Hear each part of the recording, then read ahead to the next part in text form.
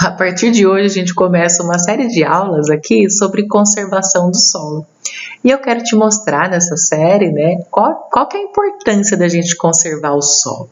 O que é conservação do solo? O que é degradação de solo, né? Quais são os tipos de degradação? Porque eu quero que você saiba identificar se a sua área está conservada ou degradada. E também vou mostrar para vocês quais são as principais práticas, né, conservacionistas que você pode implantar aí e que vai melhorar e muito a qualidade do seu solo. Então, eu acho que vai ser uma série bem legal que mexe com o conhecimento da vida, tá?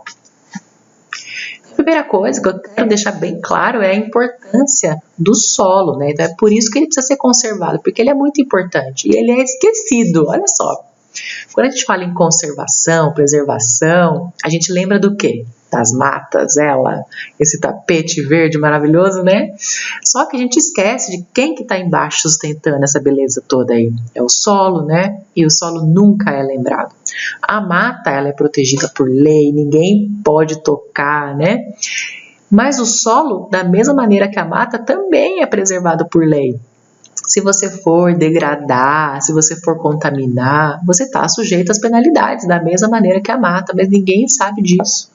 Você já viu alguém aí ser... Difícil, né? Alguém ser penalizado porque fez uma contaminação, né? Bem difícil. Mas a mata, todo mundo conhece alguém que já cortou uma árvore e alguém foi lá e denunciou e a pessoa teve que pagar a multa, tá? Mas é o solo que mantém isso tudo de pé. E qual que é a importância da floresta? A Amazônia é pulmão do mundo? Não.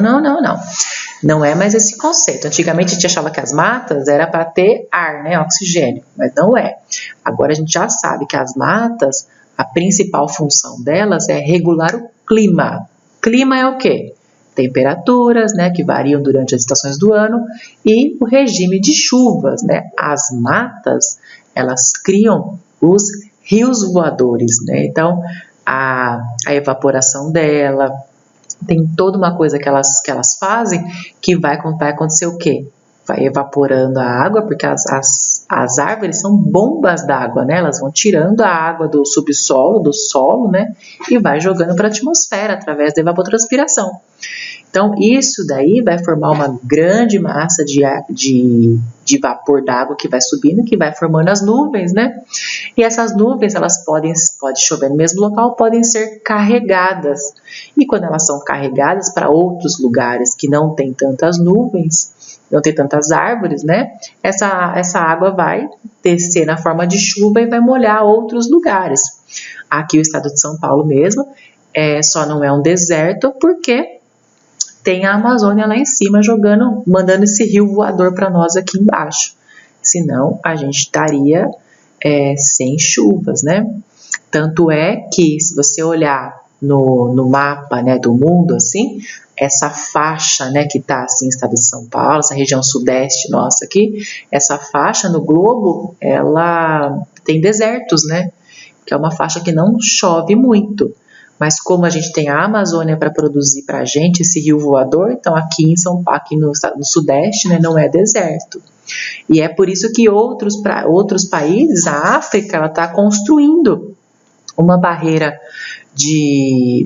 verde, né, um cinturão verde, que é para ver se ela consegue diminuir a desertificação numa certa área dela e assim conseguir ter produção agrícola, conseguir ter vida. Então ela já está construindo um cinturão verde para ela, porque agora a gente já sabe que as matas têm essa função de regulação de clima e é por isso que é tão importante preservá-la. E é por isso, por não preservá-la, que a gente está sentindo toda essa mudança climática que existe hoje no nosso planeta. Outra função muito importante do solo, e é por isso que a gente precisa conservar, é que ele mantém uma água de boa qualidade. Toda a água que a gente bebe, ela vem de alguma represa, de alguma captação de rio, de poço, né? Não importa a fonte, mas a água doce ela tem que vir de algum lugar. Toda a água doce, para ela encher um leito de rio, para ela encher uma lagoa, para ela encher um lençol freático, ela passou pelo solo. Então, toda a água que é evaporada, né, ou pelas árvores que eu acabei de falar, ou pela evaporação direta ali na água dos rios, de mar, ela vai evaporar, vai formar as nuvens, que uma hora vai chover. Quando chove, que passa no solo, que infiltra, que percola, durante esse caminho no solo, ela vai sofrer um processo de filtro. Ali vai ficar todas as impurezas, vai aumentar o pH da água. O pH, a água de chuva, o pH é 5, 5,5, né? E o ideal de água de consumo mineral é um pH próximo de 7. Então, conforme ela passa, né? O solo ele tem os minerais, então ele vai trazendo junto e esse pH já aumenta. Então vai ter uma água de boa qualidade, sem contaminante e ainda com o pH adequado. E é por isso que ele é tão importante. Além disso, é no solo que vão ficar os grandes reservatórios de água. Tem esses mais próximos à superfície, né, que é o lençol freático, tem os aquíferos e tudo isso fica dentro do solo. Então, o solo ele vai armazenar e vai manter uma qualidade boa de água. Então, para os rios, para as lagoas, né, para os açudes, eles ficarem com níveis mais altos, o lençol, a água subterrânea também tem que estar cheia. Se acaba a água subterrânea, vai secando o rio, vai secando tudo, porque tudo é um conjunto, tá? Além disso, né, além do clima, além de ser a base das florestas, que é do clima, além da água, que é de suma importância, também o solo, né, ele vai ser o quê? A base da nossa alimentação. Como que funciona uma cadeia alimentar, né, aqui na parte terrestre, né? A gente tem as plantas, que elas produzem, né, o próprio alimento, ela não precisa de ninguém, ela só precisa de quem? Do solo. Então, ela vai produzir, os herbívoros vão comer ela, os carnívoros vão comer os herbívoros, né? E assim sucessivamente. Até que todo mundo vai morrer e vai voltar para onde? Pro solo. Aí o solo, ele é a casa, né, de micro-organismos que são decompositores. Esses micro-organismos, eles vão decompor toda essa matéria morta, seja vegetal, seja animal, e vai fazer com que todos os nutrientes que estavam alocados, né, no corpo dos animais e nas plantas, vai ser degradado e esses nutrientes vão voltar para o solo e as plantas vão consumir de novo e a planta cresce e assim é o ciclo, né? Então, a base de tudo é quem? É o solo. E o solo está sendo representado, por exemplo, nesse desenho aí? Não tá, gente. Eu devia ser uma advogada do solo. Então, o solo, ele é o mais importante e nem sempre ele está sendo levado em conta. A gente não aprende muito sobre ele. E olha só, ele que é a casa. Se não tiver ele, não tem os decompositores. Se não tiver ele, não tem as plantas. E ele é a base. E olha só quem está aí, cada vez ganhando mais importância. Aqui no planeta Terra tem 2 processos que são vitais, que sem eles não existem vida, que é a fotossíntese, né, que é feita pelas plantas e por micro-organismos marinhos, né, fitoplâncton, algas. É muito essencial, não existe isso, porque eles são os únicos capazes de absorver o carbono, né, que é o que vai gerar a matéria seca, e os micro-organismos decompositores principalmente. Então, esse universo dos micro-organismos do solo, a gente chama hoje em dia de microbioma, de tão complexo que é. Então, a gente tem muita informação, mas tem muita coisa ainda para aprender. É um universo a ser explorado. Eles, com essa capacidade de decompor, junto com com as plantas, né, que fazem a fotossíntese, são os primordiais para que exista a vida na Terra como ela é hoje, tá? E quem que abriga essa vida, esse microbioma? É o solo. Então, mais uma vez, ele é a base, ele é a interface entre vários mundos aí, tá? Então, o solo ele tem que ser capaz de ter essa vida de micro-organismos. Além da parte ambiental, da parte de sustentação da vida, né, também tem a parte econômica. Então, conservar um solo também tem a parte econômica. Para você aí, por exemplo, né, que você tem sua propriedade. Se sua propriedade for uma propriedade igual essa da esquerda aí, ó, que esse solo nem é mais solo, né, isso é uma terra, né? Porque o solo, ele só é solo quando ele consegue sustentar um desenvolvimento de planta. Quando ele não consegue mais, a gente já chama ele de terra. Então, essa terra aí da esquerda, ela já não tem nada, não produz nada, tem buraco, tá? Para você recuperar isso daí, você vai gastar, você tem que ter tempo, você tem que ter conhecimento. Então, ela tem um valor. Agora, olha essa da direita.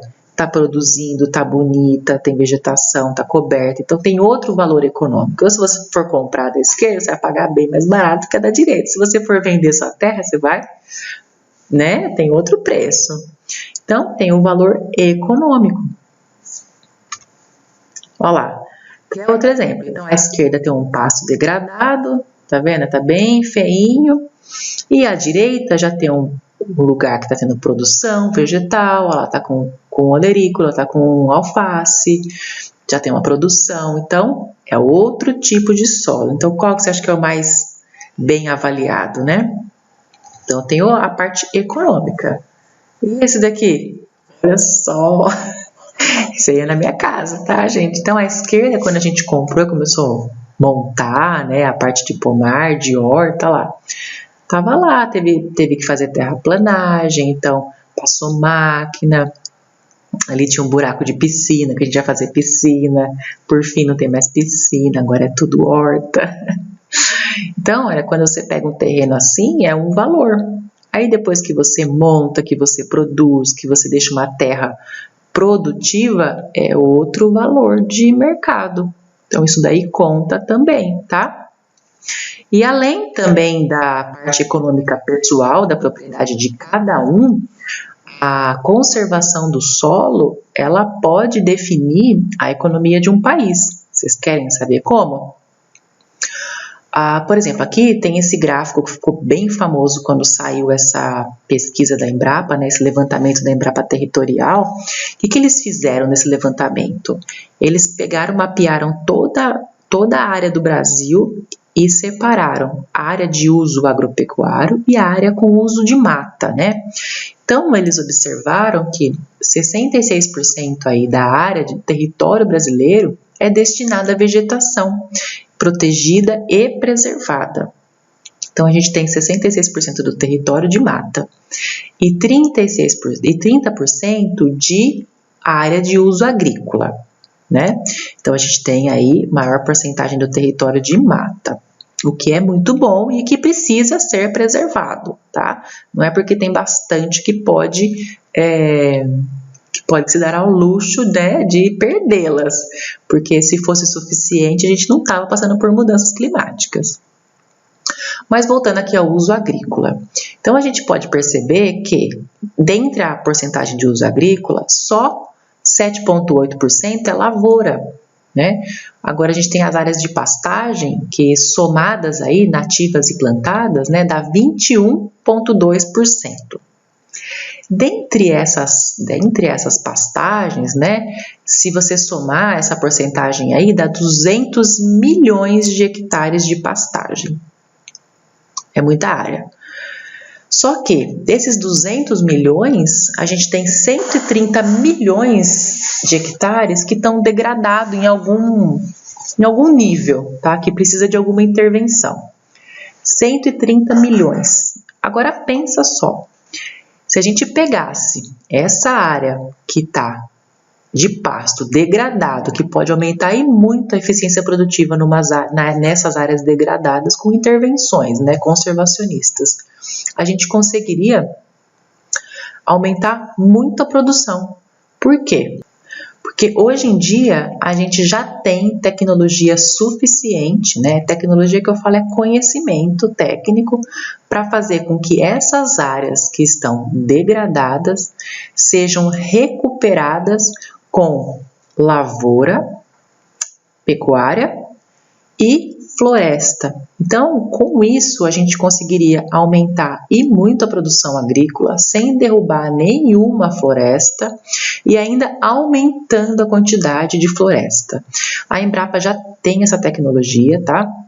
Eu vou falar mais para frente para vocês sobre essa tecnologia e já tem metas, já estipularam metas para implantar essa tecnologia, para tornar essas áreas degradadas produtivas, aumentando muito a capacidade e muito a produção agrícola no total. Então, gente, o Brasil ele já é uma potência agrícola e ele vai conseguir aumentar e muito fazendo isso. Se as metas que eles colocaram conseguir atingir essas metas todas, a gente vai ver aí uma agricultura que não desmata, uma agricultura que, pelo contrário, vai colocar mais mata e ainda vai aumentar muito a quantidade de produção agrícola, o que vai ser maravilhoso para todo mundo, para o país, para você que está me escutando, para todo mundo vai ser bom, tá? Isso daí, gente, a área de pastagem, né, já é uma área que já está degradada, já é uma área que já não tem mais mata. Então, já que tá desmatada, tem que aproveitar da melhor maneira possível. Desculpa. E a gente tem essa tecnologia, tá?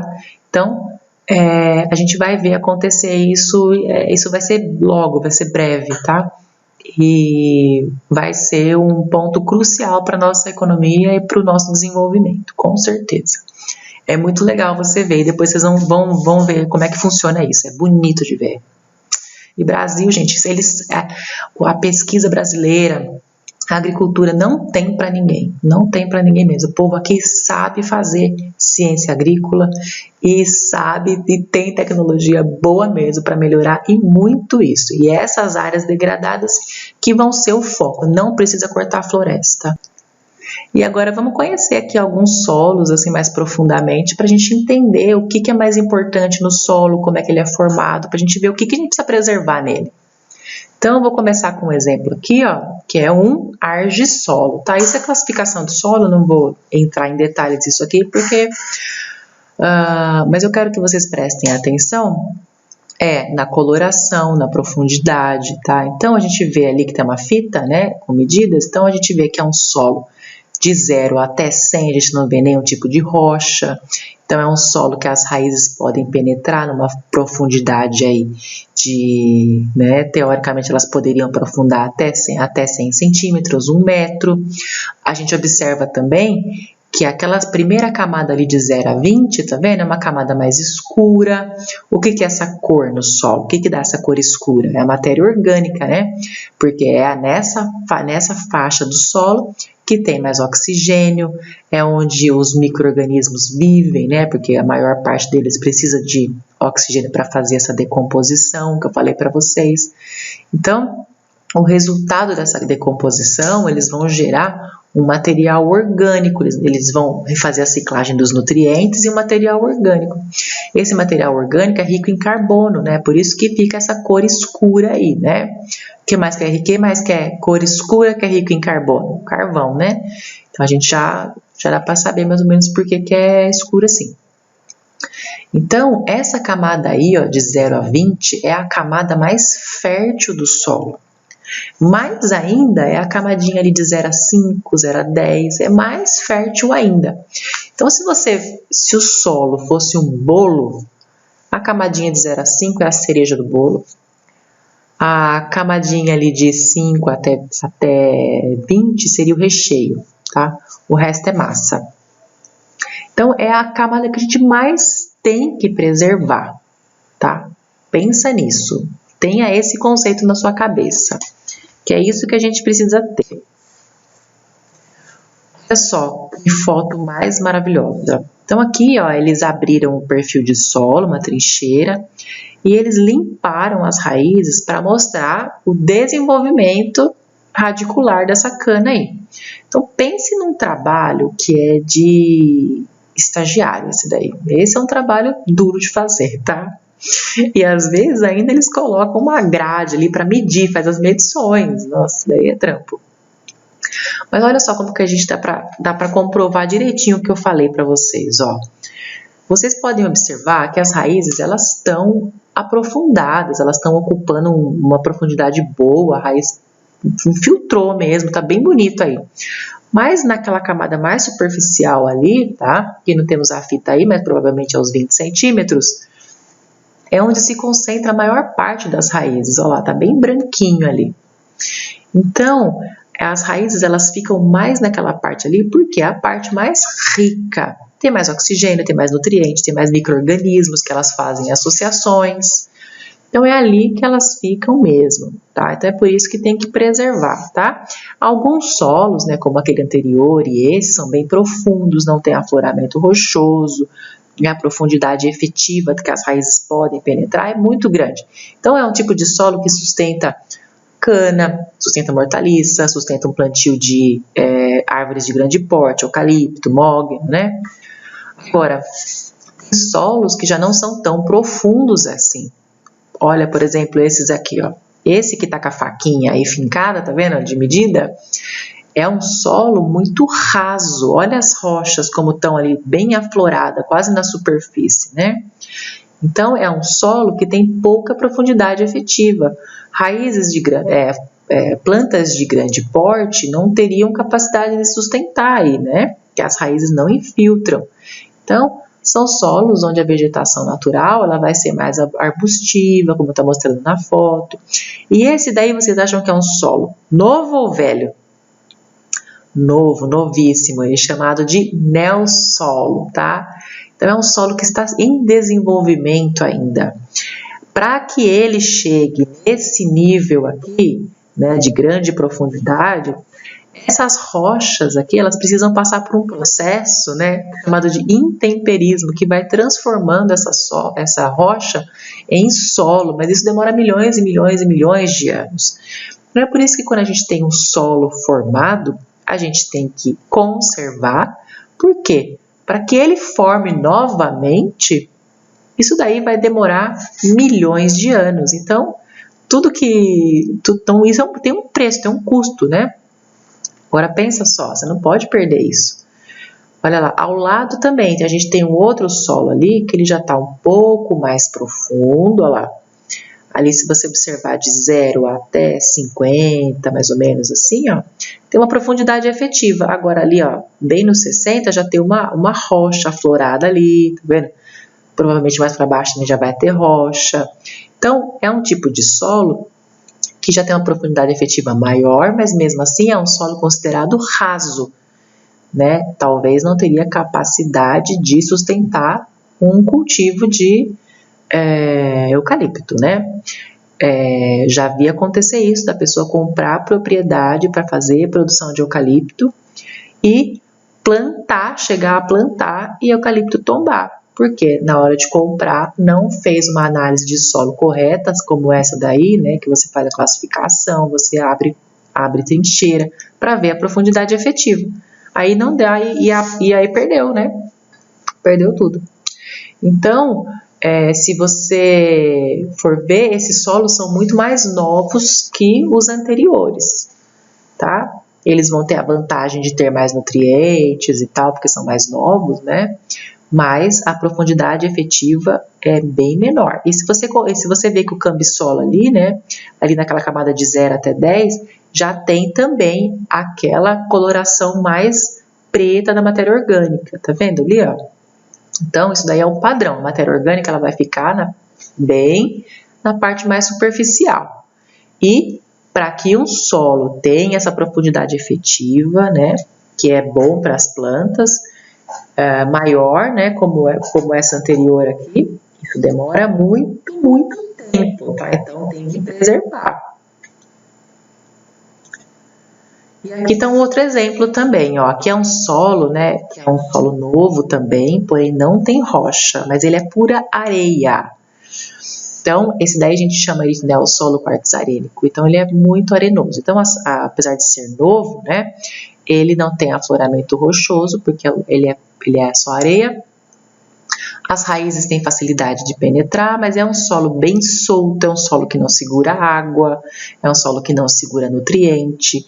E bem na camadinha ali, ó, de 0 até 10, tá vendo que tem uma corzinha mais escura também na matéria orgânica? Então, essa é a camada mais fértil. Num solo pobre como esse, isso daí é muito precioso, porque a fertilidade toda vai ser dada pela matéria orgânica, porque a areia é um material praticamente inerte, né? A areia não tem nutriente, a planta não consegue tirar nada da areia. E ainda a areia não segura o nutriente que você coloca lá no adubo. Você coloca uma adubação, né? A areia não segura. Então é um solo muito delicado para se trabalhar, tá? Então a gente viu até agora qual que é a importância da conservação do solo para o meio ambiente, para a economia, para a nossa propriedade. A gente também viu que existem vários tipos de solo, né, que cada um tem uma característica, uma profundidade, uma cor, mas todos eles vão ter ali uma parte que é mais importante, né? Mostrei aqui que aquelas camadinhas mais superficiais são as mais importantes. Então, eu quero que vocês fiquem com esse conhecimento agora, né, dessa importância na nossa vida mesmo.